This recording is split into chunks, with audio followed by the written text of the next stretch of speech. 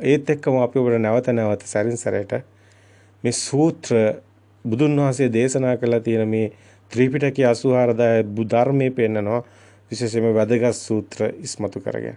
ඒ හැම සූත්‍රයකම ධර්මයේ පෙන්වන්න අපි ඔබට කටයුතු කරනවා. ඒකට හේතුව තමයි සමාජයේ ගිලිහීම. සූත්‍රය තුල ධර්මයෙන් දකින්න හැකියාවක් නොමැතිකම. ඒක අපි මේ සමාජයට වෙලා තියෙන හානියක් නිසා. එවැනි මාර්ගෝපදේශයක් කරා ඔබටම පුළුවන් ඊට පස්සේ ධර්මයේ දකින්න හැම සූත්‍රයක් තුළින්. ඒක අපේ යුතුයකමක් විදිහට අපි ඒක කරනවා. ඉතින් අපි මෙතන අපි පෙන්නගෙන ආවේ විමෝචන චිත්තං කියන තැනට. ඒ කියන්නේ 12 වෙනි අධ්‍යයනයට. ඒ කියන්නේ ආස්වාස ප්‍රාස්වාස සති භාවනාව තුළ සංඥාව සුකුමත්වයේ කරා යන ගමනේ.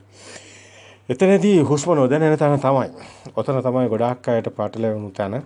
අපිට ප්‍රශ්න ඉදිරිපත් කළ තියෙන තැනත් එතනමයි. මේ හුස්ම නොදැනෙන තැන නිවනයි කියන එක. අපි කියනවා නෑ කියලා. ඔබේ රැවටිලා. ඔබේ ප්‍රශ්නේ තිබුණේ ඒකයි. මේ හුස්ම නොදැනෙන තැන නිර්වාණය කියන එක. නෑ. එතන සංඥා නිරෝධයක් නෙමෙයි තියෙන්නේ. එතන බුදුන් වහන්සේ පෙන්නන තැන ඔතන ඔබට හොඳින් දකින්න ලැබෙනවා. ඔතන කෙනා නැති වෙලා නැහැ, කෙනා ඉන්නවා. දර්ශන අවබෝධයක් නැතිව කිසි කෙනෙකුට නිවන් මඟ හමුවන්නේ නැහැ. නැවත නැවතත් කියලා. දර්ශන අවබෝධය තුල තමයි අන්ත දෙක පෙන්වන්නේ. අන්ත දෙක දකින්න තැන සවිතක්ක සවිචාර සමාධියක් උපදින්නේ. ඉතින් අන්ත දෙක දකින්න නම් ආනාපාන සති භාවනාවේ මේ අපි සාමාන්‍ය ඉදිරිපත් කරලා තියෙන ප්‍රතිපදාව දිහා බලනවා සිතට අරමුණේ සත්‍ය දකින්න ඒ විදර්ශනා ඥානෙ. ඒ විදර්ශනා ඥානෙ මෙතනක් තියෙනවා. සමත විපස්සනා යුගන්ධන් ගමනක් තමයි කොහොමත් නිවන් මඟ තියෙන්නේ. එහෙම නැත්නම් ඔබට සාමාන්‍ය දැනීමෙන් පොඩි දෙයක් තේරෙන්න ඕනේ. පස්වක තාපසවරු පස්වක තවුසෝ එහෙම නැත්නම් ආලාර කාලාම උද්දකරාම පුත්‍ර තාපසවරු නිවන් දකින්න ඕනේ. ඇයි ඔවුන් නිවන් දැක්කේ නැත්තේ? ඔවුන් දැක්කේ නෑ මෙතන නාම රූප පරිච්ඡේදය කරන හැටි. ඔවුන් දැක්කේ සංඥා සුකුමත්වයේ කරා ගිහිල්ලා සංඥාව නොදැනෙන තැන ඉන්න එක. සංඥාව නොදැනෙන තැන ඔවුන් හිටියා. ඔවුන් නිවන් ගියාද? ඔවුන් ඉන්නකම් කොහොමද නිවන් යන්නේ?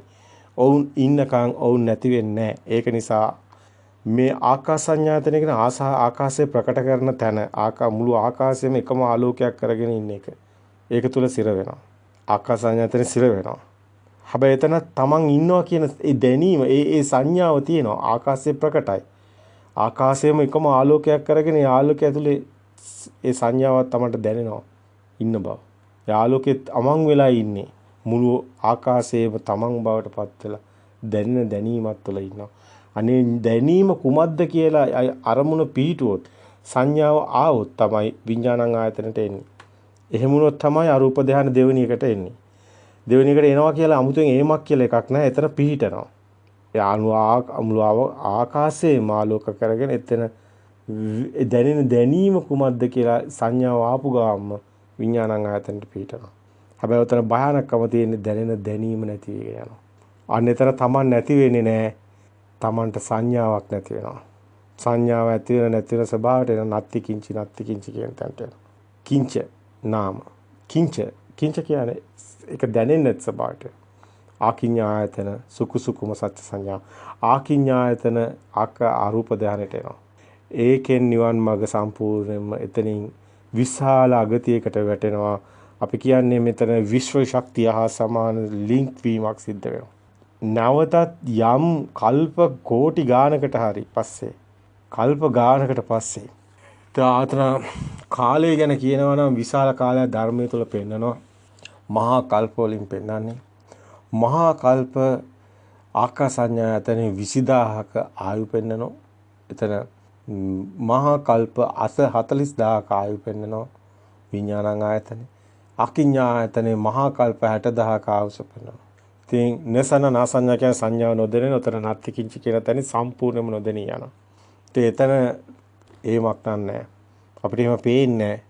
නමුත් බුදුන් වහන්සේ පෙන්නනවා කල්ප 80000ක විශාල කාලයක සිර වෙනවා කියලා. ශක්ති ස්වභාවයක් බවට පත් වෙනවා. අපි සරල ඒ වචනේ කියනවා. ශක්තිය බවට පත් වෙනවා. ඔබ මේක ආත්ම දෘෂ්ටියෙන් දකින්න නිසා ඔබට මේක තේරෙන්නේ නැහැ. එකම ශක්ති ස්වභාවයක් බවට ලින්ක් වීමක් සිද්ධ වෙනවා. නමුත් බුදුන් වහන්සේ කියන්නේ නැවතත් සංඥා සකස් වුණොත් නැවතත් පහළ ලෝක වලට වැටෙනවා කියලා. එතන කෙනෙක් පුජ්‍යලේ පනවනට වැඩිය විශාල කතාවක් මේ තුල තියෙනවා. ඉතින් මේක තමයි ඔබට වෙන්න යන්නේ. ඔබ මේ පැත්තේ එහෙමනම් යන්නේ. අරූප ධානවල. ඉතින් ඔබට නිවන් මාර්ග අවබෝධයක් නැතිකමටයි ඔබ මේ දේ ප්‍රකාශ කරන්නේ. ඉතින් නිවැරදිව දකින්න මෙතන නාම රූප පරිච්ඡේදයක් තියෙනවා. බාහිර තොරාග්‍රේ කියන්නේ රූපයන්තේ. ඒක සිතට ප්‍රකට වෙන තර ප්‍රතිභා නිමිත තියෙන තර නාමයන්තේ. හැබැයි සතර ඉරියව්වෙම ඔබ මේ දැකිය යුතු වෙනවා. මේක පරයන්කේ විතරක් වෙන දෙයක් නෙමෙයි. ඔබ ඊට පස්සේ සෑම තැනකටම මේක දකින්න පුහුණු වෙන්න ඕන. ඊට පස්සේ ඔබ හැම මොහොතෙදිම සතර ඉරියව්වෙදිම මේ නාම රූප පරිච්ඡේදය. ඇත්තට මේ නාම රූප පරිච්ඡේද ඥානෙ තියෙන කෙනා කියන්නේ දර්ශන සමාපත්තිය තියෙන කෙනා. මේ බුදුන් වහන්සේ මේ ආනාපාන භාවනාව තුළ මේ රූපේ දැක්කා. නාමය දැක්කා. නාම රූප හඳුනගෙන මේ නාම රූපේම තමයි මේ සතර ඉරියව්වෙම කියන එක තමයි බුදුන් වහන්සේ සස්සතියේදී ඔබට පේනවා. ඔය සක්මන් භාවනාව කරනකොට මේ ධර්මයේ මෙනෙහි කර පටිච්චසමුප්පාදේ මෙනෙහි කරා කියන්නේ. ඒතර ඔබට පේනවා පටිච්චසමුපාදයේ ඒ දෙපැත්තට අනුලෝමෝ පතිලෝමෝ මෙනෙහි කරා කියනකොටත් පේනවා බුදුන් වහන්සේ පටිච්චසමුපාදයේ මෙනෙහි කරා කියනකොටම දැනෙන්නේ අවිද්‍යාව පත්‍ය සංඛාර සංඛාර පත්‍ය විඥාන විඥාන පත්‍ය නාම රූප කියන මෙන්න මෙතනින් නිවන් මඟ හොයා ගන්න. මෙතන සලායතන නිරෝධයක් බුදුන් වහන්සේ කරන්නේ. එහෙනම් මෙතන ඔබ නිවන් මඟ කියලා සංඥාව නොදැනෙන තැනට ගිහිලා පාවෙන්නයි හදන්නේ. ඒකයි මේකයි දෙකක්. සංඥාව සුකුම වෙනවා මේ විදර්ශනා ඥානය තුළ මේ සිතට එන අරමුණේ සත්‍ය දකින්න තැන. ඒකමයි බුදුන් වහන්සේ පටිච්ච සමුප්පාදයේ අනුලෝම ප්‍රතිලෝම වඩනවා කියන්නේ. එතන සංඥාව සුකුම වෙනවා. හැබැයි ඒක එතනින් විතරයි කෙනා ස්වභාවයට දිය වෙලා යන්නේ. කෙනා නැති වෙන්නේ.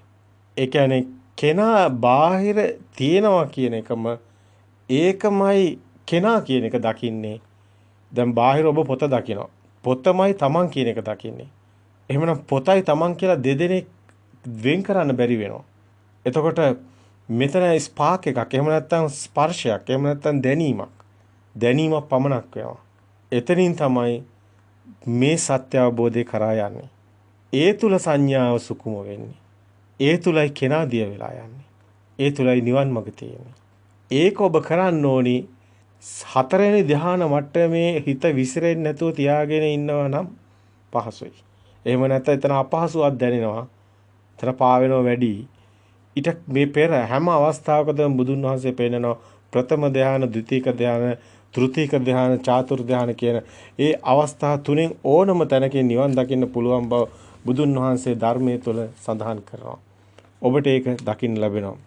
මෙතන යාවත සංඥා ආයත සංඥා එතන මේක කියනවා නම් අනුපුබ්බාපි සංඥා නිරෝධ සමාපත්තිය කියන එක බුදුන් වහන්සේ දේශනා කරනවා. මේ සංඥා අபிසංකරණ නිරෝධයට යන තැන එතනින් යම්තාක් සංඥා පවතිනවා නම් ඒ තුලින් පුළුවන් සංඥා අරහත්වයටපත් වෙන්න කියන එක බුදුන් වහන්සේ දේශනා කරන්නේ යාවතා සංඥා සමාපatti තාවතා අඤ්ඤා පටිවේදෝ කියන එකෙන් ඒ වචන තුල බුදුන් වහන්සේ පෙන්න ඔබටත් හොඳින් බලන්න පුළුවන් මේ විමර්ශනය කළා. යාවතා සංඥා සමාපatti තාවතා අඤ්ඤා පටිවේදෝ කියනකොට ඒ ඕනම සමාපත්තියක් තුලින් මේ නිවන් මඟ විවර කරගන්න පුළුවන් බව බුදුන් වහන්සේ පෙන්නනවා. යාවතා සංඥා අපි නැවතත් කියනවා යාවතා සංඥා සමාපatti තාවතා අඤ්ඤා පටිවේදෝ කියලා බුදුන් වහන්සේ ධර්මයේ තුල සඳහන් කරනවා. ඔබ හොයාගන්න ඔබ නැත්තම් හමු වේවි මේ සූත්‍රවල තියෙනවා අනුපුබ්බාපි සංඥා නිරෝධ සමාපatti කියන කොටත් තේරෙනවා අනුපුබ්බාපි සංඥා නිරෝධ සම්පජාන සමාපatti කියන කොටත් අපිට පේනවා මේ යාවතා සංඥා සමාපatti තාවතා අඤ්ඤා පටිවේදෝ කියන කොටත් පේනවා මේ බුදුන් වහන්සේ දේශනා කරන්නේ පළවෙනි ධ්‍යානෙත් දෙවෙනි ධ්‍යානෙත් ඕනම සමාපත්තියක් තුළ මේතන සමාපatti කියනකොට මේක ධ්‍යාන කියලා පෙන්නන්නේ නැහැනේ. ඒ කියන්නේ හුස්ම ඒකාග්‍ර කරන හුස්ම විසිරෙන්නේ නැති මනසට සමතේ තියෙනවා නම් සමාධිමත් සිතට ප්‍රථම ධාන වේවා, ද්විතීක ධාන වේවා, තෘතීක ධාන වේවා, චාතුර්ථ ධාන වේවා නිවන් මඟ විවර කර ගැනීමේ හැකියාව තියෙනවා. යාවතා සංඥා සමාපatti තාවතා අඤ්ඤා පටිවේදෝ කියන ඒ වගන්තිය තුළ බුදුන් වහන්සේ ධර්මයේ තුල මනාවකට පෙන්වන ওই ස්ථානේ. දැන් ඔබට ගැටලුවක් දැන් ඇති වෙන විදිහක් නැහැ. එහෙමනම් බුදුන් වහන්සේ පටිච්ච සමුප්පාදයේ අනුලෝම ප්‍රතිලෝම වශයෙන් දැකීමෙන් නම් නිවන් දැක්කේ. බුදුන් වහන්සේ දැකලා තියෙන්නේ ඇත්තටම බුදුන් වහන්සේ ධර්මයේ තුල ත්‍රිවිද්‍යා පහළ වීම පෙන්නනවා නම් බුදුන් වහන්සේ ඥාන අවදි වීම පෙන්නනවා නම් පුබ්බේනවාසානුසු ඥානයි කියලා ඔබ ගැසුවට මේ ආත්මේ පෙර ආත්මේ ගිය ආත්මේ මතු ආත්මේ කියලා. එහෙම එකක් නෙමෙයි. බුදුන් වහන්සේ මේ චතුප්පත් ඥානය එක්ෂණික සිත මේ මොහොතේන අරමුණ ඒ මොහොතේම සත්‍ය දැකලා ඒ මොහොතේ මේ අරමුණේ සත්‍ය දකින ආකාරයයි ඒ සත්‍ය දකින ආකාරයේ ඒ මේ මොහොතේන අරමුණේ මිදීමම ඒ කියන්නේ එක්ෂණික සිතක ඒන අපි කියන සාමාන්‍ය කියන විදිහට එක්ෂණික සිතක උදේවැය දකිනවා මේ දස ඥාන අවදි වීම උද්‍යව්‍ය ඥානයේ අවදි වීම ඇතිවීම නැතිවීම සමුදය අත්ගමයේ දැකීම ඉති සමුදයන් ඉති අත්ගමයන් කියනකොට ඉති රූපං සමුදයෝ ඉති රූපං අත්ගමෝ කියනකොට මේ ඔබට ධර්මයේ තුල දකින්න ලැබෙන වචන මේ චතුප්පත් ඥානය කියන්නේ චුති උප්පත්ති ඥානය කියන්නේ මේ සිතට එන අරමුණ මේ ක්ෂණික සිත ඇති වෙන හැටි නැති වෙන හැටි දැකින එක. එතකොට මේ සිත අපි කිව්ව එකයි පෙර සංඥාවෙන් නව සංඥා ඇති වෙලා තියෙන කියලා. එතකොට මේ සංඥාව පෙර සංඥා නව සංඥා මේ දැන් මේ මොහොත අපිට අරමුණ කියන පොත කියලා කියවෙන්නේ කොහමද? ඊට කලින් එක සංඥාවක්. පෙර සංඥාවක්. අපිට මේ අතීත සංඥා මේ මෙතන මේ සංඥා හැදෙන්න හේතු වෙලා තියෙන බව. එයා දකින්න නුවණින්. මේ නිවන් මාර්ග යන යෝගාචරය දකින්නවා ඒක දකින්න ඕනි. සුතුපා ඥානෙ තියෙන්න ඕනි. ඒ දකින්න අන්නේ ඥානෙ තුල මේ එන හැම සිත් පරම්පරාවක්ම එහෙනම් එන්නේ අතීත සංඥාවකින්. මේක දකින්නවා. ඒකයි පුබ්බේ නිවාසානුස්සති ඥානෙ මේ සිත් පරම්පරාව අනාගතයේ එන සිත් පරම්පරාවත් එහෙනම් අතීත වෙනවා මේ මොහොතේ වර්තමාන සිත විතරයි අපිට තියෙන්නේ. ඔබ බලන්න ඔබට දැන් අරමුණක් එනවා නම් ඒ අරමුණ අතීත සංඥාවක් නම් දැන් අපි මේ මොහොතේ පොත දකින්න හිත. ඊගාවට අපි බිත්තිය දකින්න සිත තාම ඇවිල්ලා නැහැ. හැබැයි බිත්තිය දකින්න සිතට අපි ඊගාවට එන සිතට අනාගත සිතට ගියත් මොකද වෙන්නේ? බිත්තිය කියන්නේ අතීත සංඥාවක්. ඒකත් අතීත සංඥාවක් නම් දැන් මේ මොහොතේ තියෙන සිතත් අතීත සංඥාවක් නම් අතීතං නාත්ව ගම්මීය නප්පටික්කං කිය අනාගතං පච්චුප්පන්නං චේ ධම්ම තතතර විපස්සති කියනකොට අතීත සිතුවිලි ගිහිල්ලා ඉවරයි. අනාගත සිත තාම ඇවිල්ලා නැහැ. බද්ධේක රත්න කියන තැනට මේ එන්නේ. සිතින් මිදෙන තැන මේ පෙන්වන්න මේ එන්නේ. එතකොට අතීත සිත තාම අතීත ගිහිල්ලා ඉවරයි. ඒක දැන් මේ මොහොතේ වර්තමාන සිතක්. ඔබ අතීතය ගැන හිතුවත් ඒක වර්තමාන සිතක් නේ. ඔබ අනාගතය ගැන හිතුවත් ඒක වර්තමාන සිතක් නේ. එහෙනම් මේ වර්තමානයේ විතරයිනේ ඔබට තියෙන්නේ. හැබැයි ඒකත් අතීත සංඥාවක්. ඒකයි මේක අපි හැම විදිහෙම පෙන්නවා වචන ගොඩාක් පාවිච්චි කරා. අපි කිව්වා මේක මලවුන්ගේ ලෝකයේ අතීතයේ ජීවත් වෙන්නේ එක එක විදිහට කිව්වා. නමුත් මේක චතුපාද ඥානය තුලත් අර සිත් පරම්පරාවම දකින පුබ්බේ නිවාසානුස්සති ඥානය තුලත් මේ සත්‍ය දකිනවා නම් මේ ඥානෙටයි මේ හසුවන්නේ. මේක සිතුවිලි නෙමෙයි. ඔබ දැන් මේක දැනුමට දැනගත්තොත් ඒ දැනගතට කමන්නේ නැහැ. ඒකට හේතුව මේ දර්ශනේ දැනගන්න ඕනේ. මේ ධර්මයේ දැනගන්න ඕනේ. එතකොට තමයි ඔබට මේ ධර්මයේ මේ මොකද්ද වෙන්නේ කියන එක දන්නේ. ඒතර ඔබ දන්නවා මේ සත්‍ය ධර්මයේ දකින්න ඕනේ. ධර්මයේ කියලා තව එක දේවල් දැක්කට වැඩක් නැහැනේ. මේක අකාලික ධර්මයක් නම් ඒක තුන් කාලට අයිති නෑ. මේක අතීත මේ අනාගත මේට එහෙම මේ මරණින් මත් එකකට දාලා මේ එහෙම නැත්තම් මේ ඉපදෙන කලින් එහෙකට දාලා අතීතයකට දාලා මේ තුන් කාලයක් හදාගත්තොත් මොකද වෙන්නේ? ධර්මයේ වැහෙනවා. එහෙනම් ඔබ පච්චුප්පන්න ධර්මයකට එන්න ඕනි. අකාලික ධර්මයකට එන්න ඕනි. සාන්දිටික ධර්මයකට එන්න ඕනි. එන සාන්දිටිකෝ අකාලිකෝ ඒයිපස්සිකෝ ඕපනයික ධර්මයකට මේ මොහොතේ දකින්න පුළුවන් ඕනම කෙනෙකුට දකින්න ධර්මයකට එන්න ඕනි. ඒක වෙන්නේ එක්ෂණික සිතක මේ මොහොතේන අරමුණේ සත්‍ය දැකීම තුලින් පමණමයි. අපි නැවත නැවතත් කියනවා. මේ නිවන් මඟ අති විශිෂ්ටයි. මේ නිවන් මඟ නිර්වදී මේ නිවන් මඟ යම් කිසි කුතුහලයක් සැකයක් තියෙනවා අපි කියනවා තව හොඳින් බලන්න. ගවේෂණය කරන්න. විමර්ශනය කරන්න. ඔබ නිවන් දැකලා නම් ඔබේ නිවන් දැක ප්‍රතිපදාව ලෝකෙට හෙළි කරන්න. ඒක හැමෝටම වටිනවා. එහෙම නැත්නම් අපි ඒ අවබෝධයටපත් වුණා නම් අපි ඒපත් වුණු ආකාරයේ ඔබට සැක සංකාවක් තියෙනවා නම් අපි ඒ ආකාරය පැහැදිලි කරනවා. ඔබ යම් කිසි විදිහකට මේ මාර්ගයේ ප්‍රවේශ වෙලා යමක් අවබෝධ කළා නම් ඔබගේ ආකාරය පැහැදිලි කරන්න. ඒක සමාජයට ඕනි. ඒක අපි කරන ආයාචනයක්. ඉල්ලීමක්. ඔබ නිකම්ම මේ මම රහත් කියන්න එපා. නිකන් අර ගෙම්බ බක ගන්නවා වගේ. ඔබගේ ප්‍රතිපදාව එලි කරන්න. ඔබ ආපු බුදුන් වහන්සේ කලේ කුමක්ද? බුදුන් වහන්සේ ආපු මාර්ගය කිව්වේ නැද්ද? බුදුන් වහන්සේ ඒ අරහත්ත්වයට පත් වුණු ආකාරය පැහැදිලි කරේ නැද්ද? එයයි යුතුයකම. එයයි ආර්යයන් වහන්සේලාගේ යුතුයකම වගකීම. ආර්යයන් වහන්සේලාට සිතුවිලි නැහැ. මේ ඒවා ඔය නාම රූප ඇතුලේ ඉන්න අයට අන්තවල ඉන්න අයට සිතුවිලි තියෙන. ආර්යයන් වහන්සේලා කියන්නේ පුජ්‍යලෝ නෙමෙයි. එහෙනම් ඔබ ආර්යයන් වහන්සේ නමක් නේ. එහෙනම් ඔබ මාර්ගයට ඇවිල්ලා දැන් ඔබ කියනවනේ ඔබ රහත් වෙලා කියලා. ඔබගේ කෝ ප්‍රතිපදාව කෝ බාපු මාර්ගේ එලි කරන්නේ නං. නැත්තම් ඔබ ලැජ්ජ වෙයි ඔබට. ඔබගේ උපසම්පදාවත් ගිලිහිලා යයි. ඇයි? නැති රහත් බවක් දේශනා කිරීම තුළ තමන්ගේ උපසම්පදාවත් අහිමි වෙනවා. ඔය භික්ෂුත්වයට අහිමි වෙනවා. ඒක බුදුන් වහන්සේමයි දේශනා කරන්නේ. ඉතින් එතනට ඔබ යනවද? එහෙම නැත්නම් ඔබ ඒ කියන එකේ මුසාවක් කියලා බාර ගන්නවද? එහෙම නැත්නම් ඔබගේ ආපු ප්‍රතිපදාව මාර්ගය එලි කරනවද ලෝකෙට?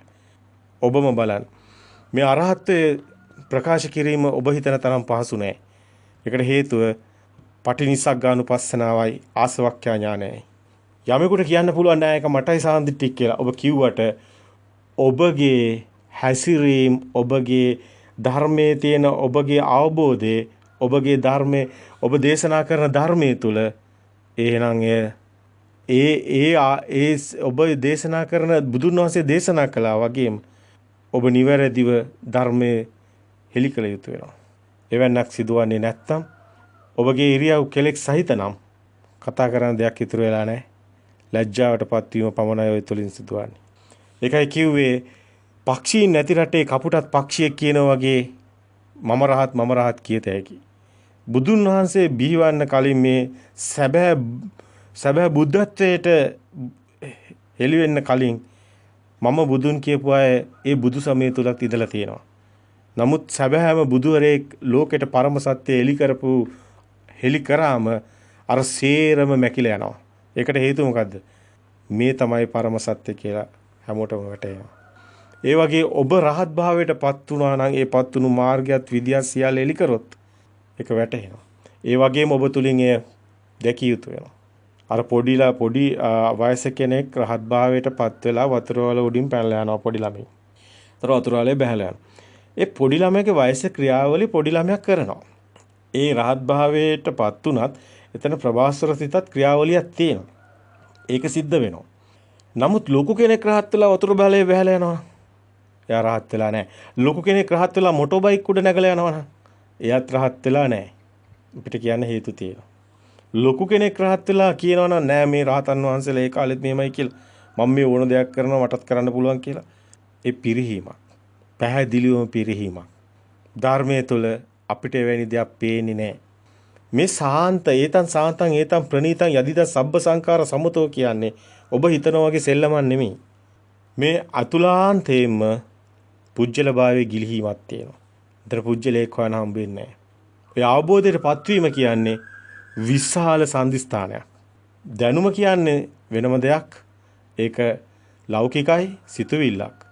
නමුත් ලෝකෝත්තර භූමිය තුල ඵලයට පත්වීම කියන්නේ විශාල කටයුත්තක්. ඒ පුජ්‍යලයා අහිමි වීම. සබාධම් බවට පත්වීම. ඒ තුල ඒ හික්මීම, ඒ ඇතිවන සාන්ත සෝය ඔබ අභියෝගයට ලක් කරන්න එපා. බුදුන් වහන්සේම දේශනා කරලා තියෙනවා. ඒ සිදු වෙනවාමයි. එවැනි අය රහතන් වහන්සේ නමක් මහා හික්මීමක් තියෙනවා. මහා සංයමයක් තියෙනවා. භාෂාව, කතනේ හැම දෙයකම සම්මා වාචා බවට පත් වෙනවා. සම්මා ආජීව බවට පත් වෙනවා. සම්මා කම්මන්ත බවට පත් වෙනවා. සම්මා වායාම සියල්ලම ඔය එකම තියෙනවා. සම්මා සති, සම්මා සමාධි. ඒ ආපු මාවතේ අවසාන මොහොතේ යන ගමන ඒක තුලයි සිදුවන්නේ. ඔගතරන සූත්‍රය බැලුවත් තේරෙනවා. දඟලුවොත් ගිලෙනවා. නිරව සිටියත් ගිලෙනවා. හැබැයි පුදුම සාන්ත සෝයක කල් ගත වීමක් මේ තුල පේනවා. මේ රහතන් වහන්සේලා කිසිම කෙනෙක්ගේ රහත් භාවයට පත් වුණාට පස්සේ අපි දකින්නේ විකෘති ස්වභාව බුදු සමය තුල දකින්නෙත් නැහැ. පසු කාලීනව බිහි වුණු රහතන් වහන්සේලාගේ දකින්නෙත් නැහැ. අද නූතනයේ පහළ වුණත් අපිට එහෙම දකින්න කියාව ලැබෙන්නේ නැහැ. ඒ සාන්ත සෝයක පවතිනවා. ඉතින් විකෘති මනසවල් ඉදිරිපත් කරන රාත්භාවයේ ප්‍රකාශ කරනවා නම් ඒ පිරිහීමට හේතුවයි. ඒක ඔබත් බෞද්ධ සමාජයේ පිරිහීමටත් විශාල හානියක් සිදු වෙනවා. ඒක අකටයුත්තක්.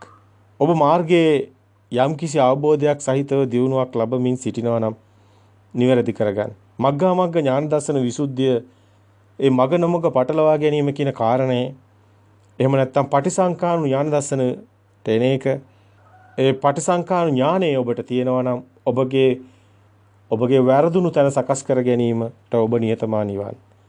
ගැටීමට එන්න එපා. තර්ක වලට එන්නත් එපා. මේක අතක්කවචර ධර්මයක්. මේක සාන්දිටික ධර්මයක්. අවබෝධයට කිසි කෙනෙකුට අභියෝග කරන්න බෑ. මේ අවබෝධය තුලයි ඔබට පණිවිඩය දෙන්නේ. එහෙම දෙයක් සිද්ධ වෙන්නේ නැහැ. අපි නැවත නැවතත් කියනවා මහා සාන්ත හැසිරීමකුත් මහා සාන්ත බවකුත් මේ තුල මේ රහත් භාවය තුල සිද්ධ වෙනවා.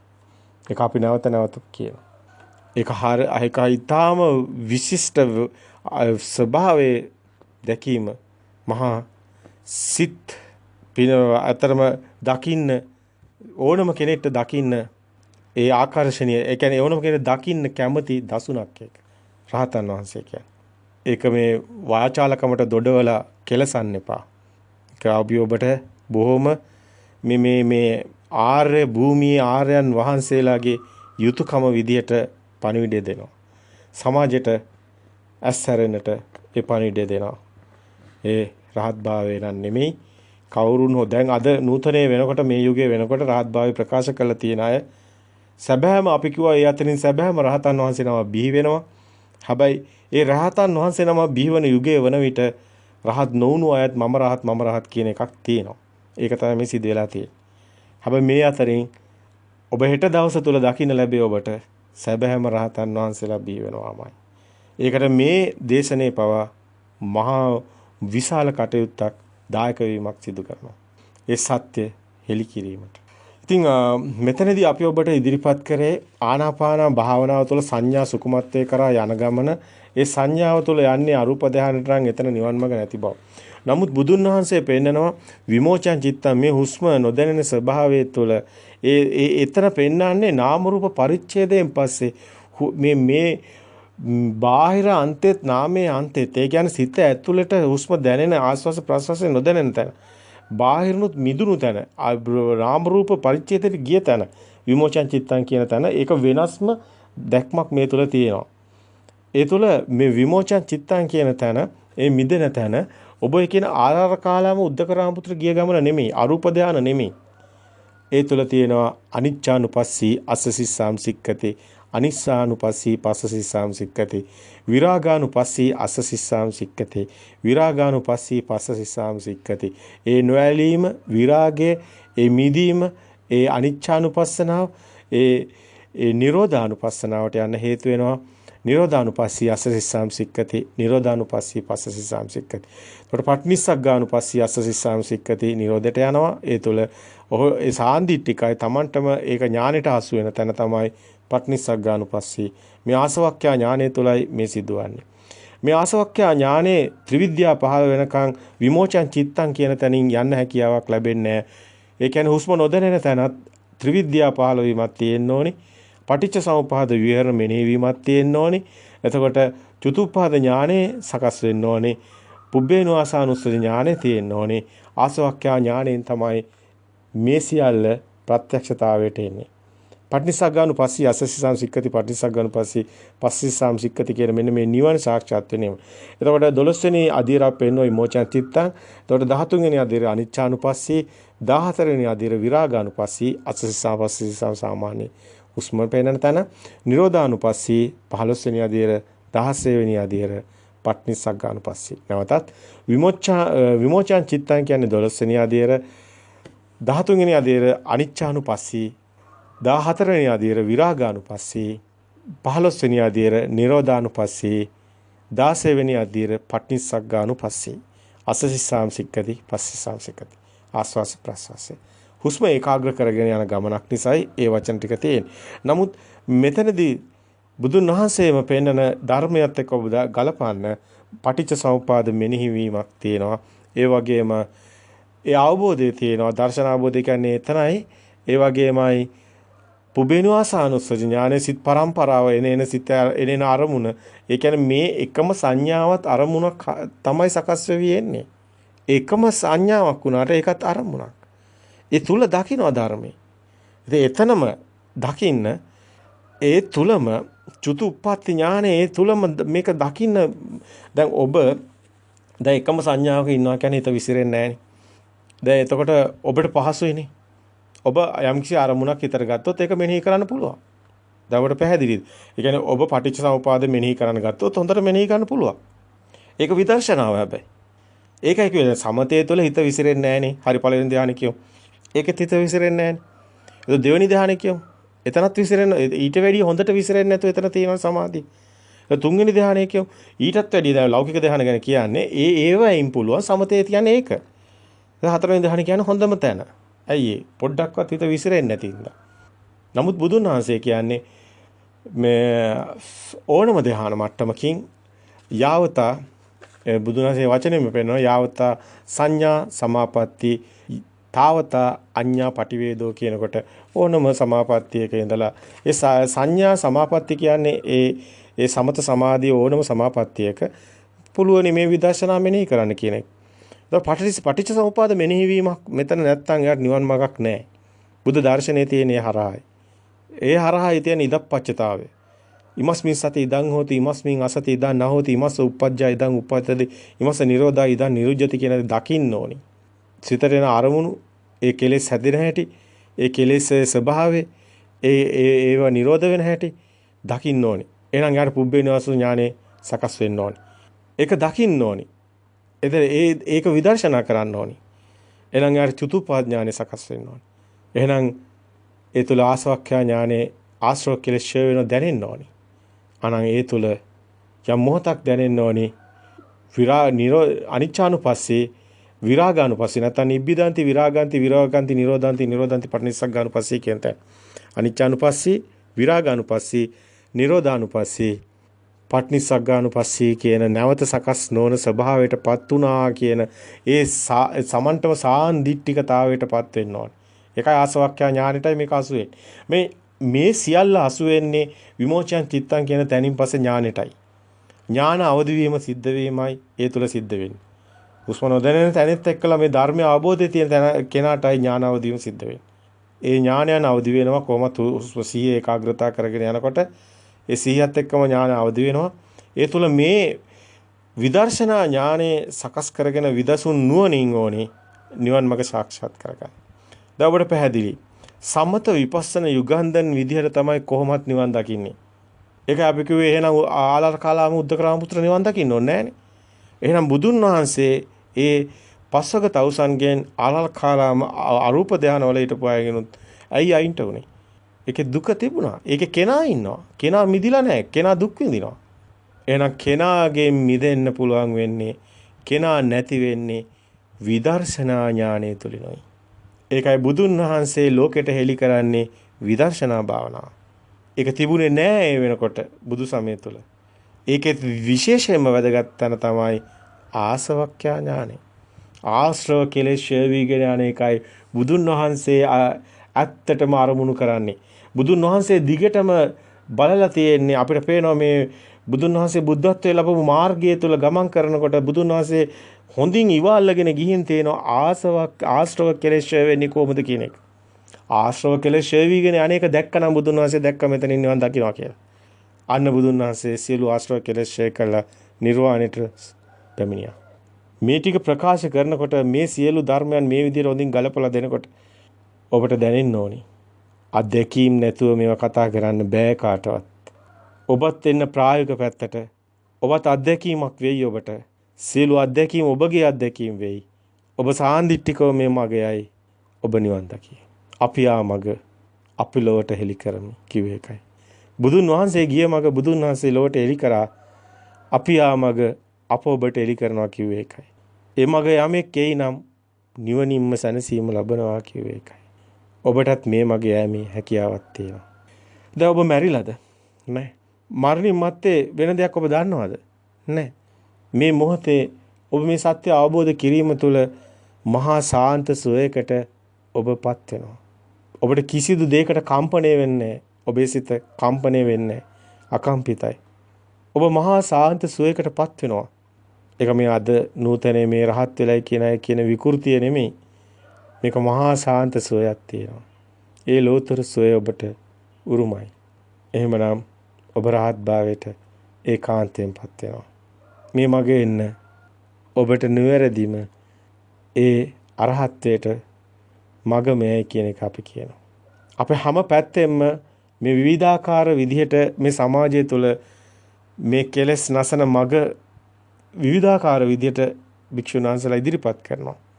නමුත් අපි මේ ගොඩාක් ඒවා අධ්‍යයනය කරලා තියෙනවා. ඔය රාග සිතක් ආවහම මීට කලින් ඒවා දේශනා කරලා තියෙනවා ඔබට. ද්වේෂ සිතක් ආවහම දැන් ඔබ දැක්කනේ. දුක සත්‍ය මෙනෙහි කරන්න. ද්වේෂ සිතක් ආවම ඒකට අනාත්ම සංඥාව වඩන්න. ඊට පස්සේ මෝහ සිතක් ආවම ඒකට අනිත්‍ය සංඥාව වඩන්න.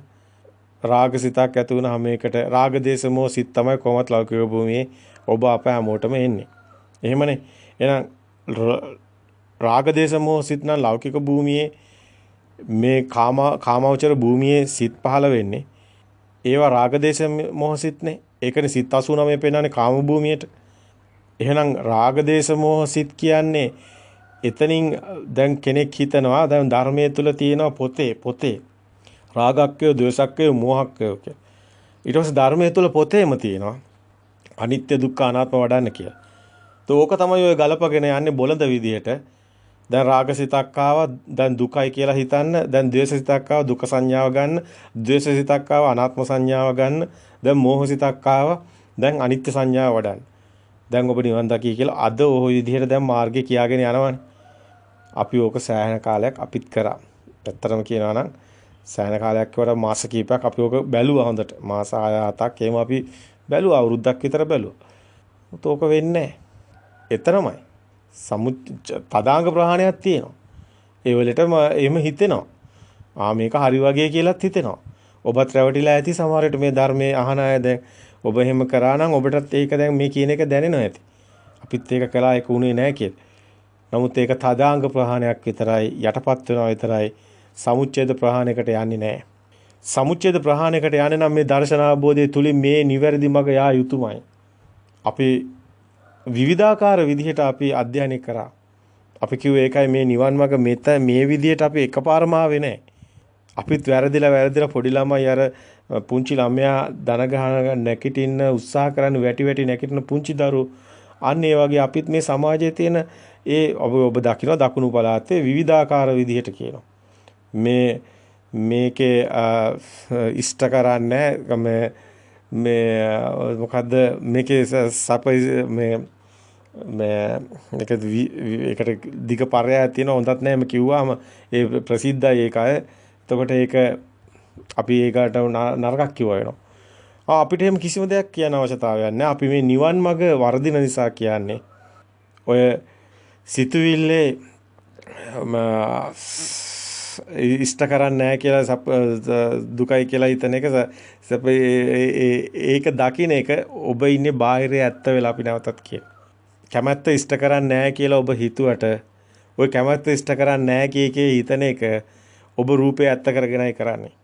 ඒක තවත් අපි දකිනවා ඉතින් ඒ විශාල පිරිසක් ওই විදිහට කැමැත්ත ඉෂ්ට කරන්නේ නැහැ කිය මේ හිතනවා නිවන් දකි කියලා.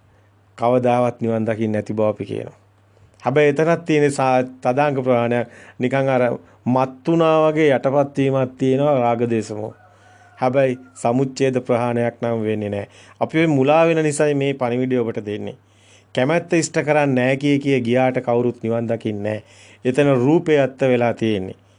රාගසිතක්, ද්වේෂසිතක්, මෝහසිතක් කියලා ඒ සිත දිහා අනිත්‍ය දුක්ඛ අනාත්ම බලන්න කියලා එහෙම කිව්වත් නිවන් දකින්නේ නැහැ. එතනත් රූපේ ඇත්ත වෙලා තියෙන්නේ. රූප නිච්චතෝ අනිච්චතෝ කියන තැනින් මේ රූපය අනිත්‍ය වඩන එකක් නෙමෙයි. මේ සිතේ සත්‍ය දකින්න තැන අරමුණේ සත්‍ය දකින්න තැන සිත අනිත්‍ය වෙන එකක් තියෙන්නේ. ඒක සමුච්ඡේද ප්‍රහාණයක්. සිතට තැන නැති වෙනවා. ඒක අනිදස්සන විඥාණයට එනවා. විඥානං අනිදස්සනං කිව්වේ මේ සිතට එන අරමුණේ යථාභූත ඥාණයෙන් ඒක දකිනවා නම් ඒ කියන්නේ බාහිර එහෙම දෙයක් නැති බව, සම්මුති ප්‍රඥාවති හිතින් හදාගත්ත බව, බාහිර රූපයට ගැට ගැහෙන්නේ නැත්නම් අපපටිතිත විඥාණය වෙනවා. ඒ ආපු අරමුණ මිදෙනවා. එහෙනම් ඒක අනිදස්සන විඥානයේ බවට පත් වෙන බාහිර එහෙම දෙයක් හම්බ වෙන්නේ නැහැ. විඥානං අනිදස්සනං කියන තැනට එනවා. එතකොට තමයි විඥාන අනිදස්සන අනන්තං සබ්බතෝ පබං ඒ තාපෝච පඨවි තේජෝ වායෝ නගාරති කියන තැනට. පඨවි ආපෝ තේජෝ වායෝ නගාරති කියන එක බුදුන් වහන්සේ හැමතැනම කියනවා. ඒ වගේ ඒව එන්නේ ඊට පස්සේ කියනවා දීගං එතනත් කියනවා. විඥානං අනිදස්සනං අනන්තං සබ්බතෝ පබං ඒ තාපෝච පඨවි තේජෝ වායෝ නගාරති. එත දීගං තරස්සං අනාතුලං සුභසුභං. එත නාමංච රූපංච ඉච්ඡේ සංප්‍රොජ්ජති. දීග කොට සුභ අසුභ ඔය අන්ත ඔක්කොම නැති වෙනවා කියනවා මේ බාහිර දෙයක් නැත්තම් ඒ දෙයට තමයි අපි ඇලෙන්නේ ගැටෙන්නේ. බාහිර පොත කියන ඒ අරමුණට ඇත්ත වුණොත් තමයි පොත තිබ්බොත් තමයි සමුදය තියෙන්නේ. දෙයක් හම්බ වෙන්නේ. අපි දෙයක් කියලා කියන්නේ අපි වනවගත්ත සම්මුති නාමයක්. ඒතර බාහිර දෙයක් නැත්තම් අපි සැප දුක් විඳින්නේ මොකෙන්ද? අපිට දිග කොට තියෙන දෙයක් තියෙන්න ඕනේ. හීන ප්‍රනීත කියන දෙයක් තියෙන්න ඕනේ. සුභ අසුභ කියන දෙයක් තියෙන්න ඕනේ. දෙයක් නැත්තම් මොකද වෙන්නේ? ඒකයි අනිදස්සන වෙනවා කියන්නේ. මුකුත් හම්බ වෙන්නේ නැහැ. ඒකයි ශුන්්‍යතාවයට එනවා කියන්නේ. ඒකයි ශුන්්‍යත චිත්ත විමුක්තියකට එන්නේ. ඒක නිමිත්තක් තියෙනවා පොතක් තියෙනවා කියෝ. ඒක අනිමිත්ත වෙන්නේ නිමිත්තක් නැති වෙනවා. මෙච්චර හොඳට ධර්මයේ ඔබට දිගින් දිගට අපි පැහැදිලි කරේ ඒකයි. මේ සමාජයේ තියෙන අවුල් ටික ලියා ගන්න. ඔබ හිතනවාද ඔබ දන්නවා මේ ත්‍රිපිටකයේ මොනවාද නීති සම්පාදනය කරලා මේ සත්‍ය ධර්මයේ හෙලි කරගන්න තියෙන නොහැකියාව නිසා ධර්මයේ සත්‍ය හෙලි කරන්න තියෙන නොහැකියාව නිසා මේ ධර්මයේ හොයාගෙන යන්නට නීති දාලා හරියනවාද? අද ඒකයි ඔය කරන්න ගියේ. මේ ධර්ම ගවේෂණය කරන ඒ ධර්ම ගවේෂණය කරන සංඝරත්නයේට නීති දාලා හරියන්නේ නැහැ. ධර්ම ගවේෂණය කරන භික්ෂුන් වහන්සේලාගේ කකුල් දෙකෙන් අල්ල පාළයට ඇදලා හරියන්නේ නැහැ. ඔවුන්ට සත්‍ය ධර්මයේ කියන්න ඕනේ නේද? එහෙනම් සත්‍ය ධර්මයේ සමාජගත කරන්න ඕනේ. මේක වෙලා තියෙන්නේ තමන් පොතේ ඉගෙනගෙන ගියා රාජකීය පඬිතකම් ගත්තා ත්‍රිපිටකාචාරකම් ගත්තා. නමුත් තමන් ධර්මයේ දන්නේ නැහැ. ඇයි ඒ? ප්‍රායෝගික විදර්ශනා නුවණ වඩලා රහත් භාවයට ඵලයකට ඇවිල්ලා නැහැ. ඒක නිසා බුදුන් වහන්සේගේ ඒ බුදුන් වහන්සේ දෙන තියනවා නේද? බුදුන් වහන්සේ දෙන්නේ රාජකීය පඬිතකම නෙමෙයි. බුදුන් වහන්සේ දෙන්නේ ත්‍රිපිටකාචාරකම නෙමෙයි. බුදුන් වහන්සේ දෙන්නේ සෝවාන් සකදාගාමි අනාගාමි කියන මාර්ගඵල සාතික. බුදුන් වහන්සේ දෙන සාතිකයේද ලොකු නැත්නම් මේ දැන් ඔය හදාගෙන තියෙන ඔය කොල කැලි ටිකද ලොකු? බුදුන් වහන්සේ දෙන ගෞරව නාමය ඔබ ගන්න. බුදුන් වහන්සේ අපිට දෙනවා සම්මානයක්. ඒක බුදුන් වහන්සේ කියන ඔබට හම්බ වෙනවා කියලා සබහාදාමෙන්ම. මොකද්ද? ඔබ බාහිර ලෝකෙන් මිදෙනකොටම සෝතාපන්න වෙනවා. ඔබ ඇලෙන ගැටෙන සිතෙන් මිදෙනකොටම සකදාගාමි වෙනවා. ඔබ සිත ඇතුලේ සිතක් කියන දෙයක් නැති බව දකිනකොටම අනාගාමි වෙනවා.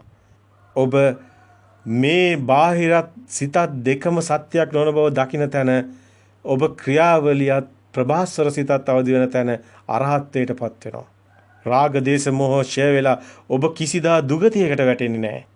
ඔබ නියත සම්බෝධි පරායන වෙනවා.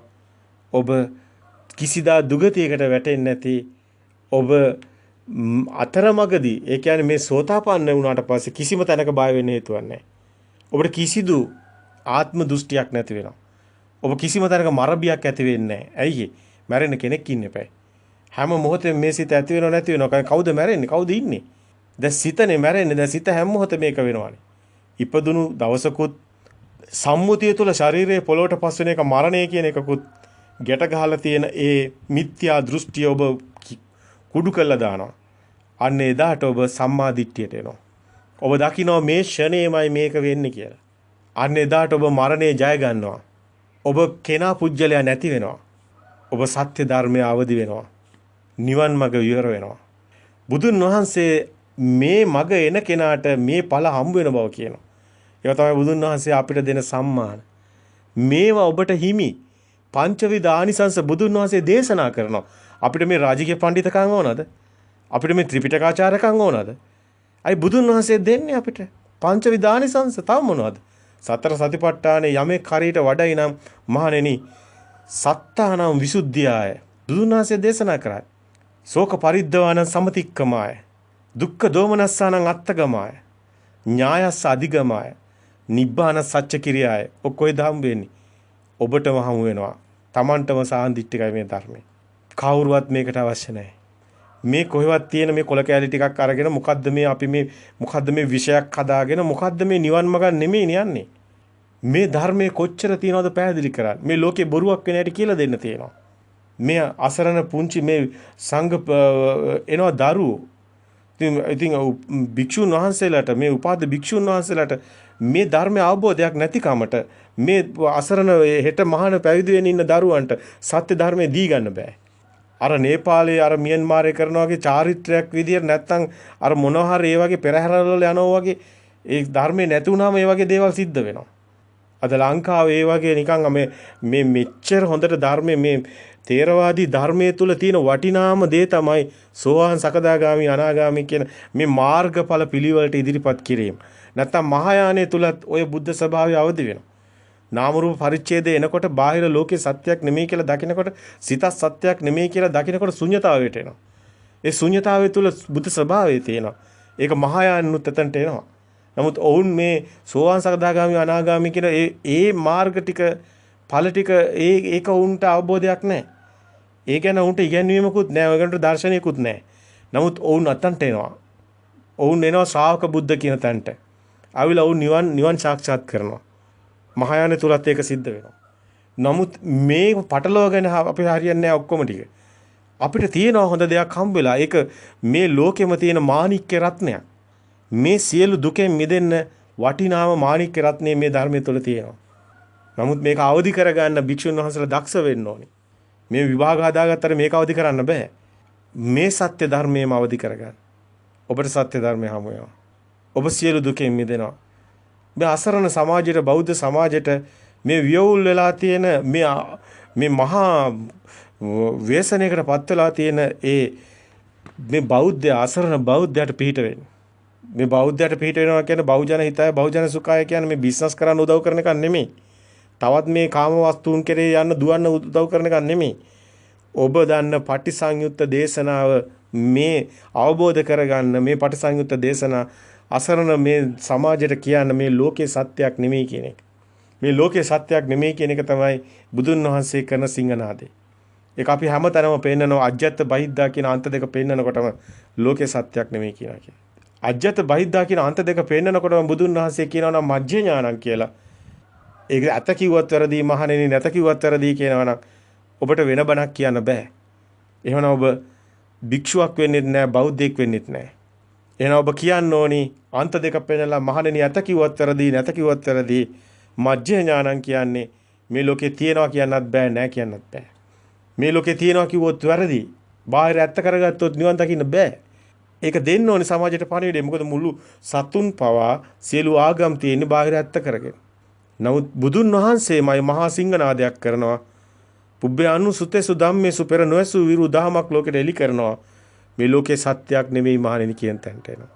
ඒකට එන්න පුළුවන් නම් ඔබ නිවන් දකින්නවාමයි. සිත දැකලා සිතේ සත්‍ය දැකලා මේ සත්‍ය අවබෝධ වුණු කෙනෙක් කිසි දවසක නිවනින් සැනසීම ලබනවා විනා වෙන යමක් නම් සිද්ධවන්නේ නැහැ. මේ අවබෝධය ඇති වුණාට පස්සේ ගන්න බෑ ආපස්සට. ආ ලෝකේ දකින්න සත්‍යයක් නොවන බව. කෙනෙක් පුජ්‍යලයක් නැති බව දකින්න. ඉතින් මේ තමයි ඔබට හමු වෙන්නේ පරම සත්‍ය. ඒ ගාම්භීර ධර්මයේ ඔබ දකින්න මුළු සමාජෙම දෘෂ්ටියක් තුළ දිව්‍ය ලෝක බ්‍රහ්ම ලෝක වල යන හිර වුණු වෙලාවක ඒ සංඥාව නිසා තමයි මෙහෙම වෙන්නේ කියන එක හෙලි කරන්න අපිට මේ අවබෝධය හේතු වුණා. ඉතින් අප මහා අවබෝධයක් තුළින් තමයි මේ සත්‍ය ඔබට ඉදිරිපත් කරේ. ඒ ඔබටත් ඇසෙන්නේ නැති.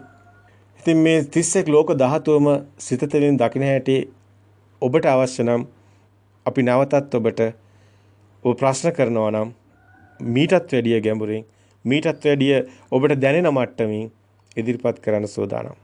තෙරුවන් සරණයි. ඒත් එක්කම අපි ඔබට නැවත සැරින් සැරේට මේ සූත්‍ර බුදුන් වහන්සේ දේශනා කළා තියෙන මේ ත්‍රිපිටකයේ 84000 ධර්මයේ පෙන්නනවා විශේෂයෙන්ම වැදගත් සූත්‍ර ඉස්මතු කරගෙන. ඒ හැම සූත්‍රයකම ධර්මයේ පෙන්වන්න අපි ඔබට කටයුතු කරනවා. ඒකට හේතුව තමයි සමාජයේ ගිලිහීම.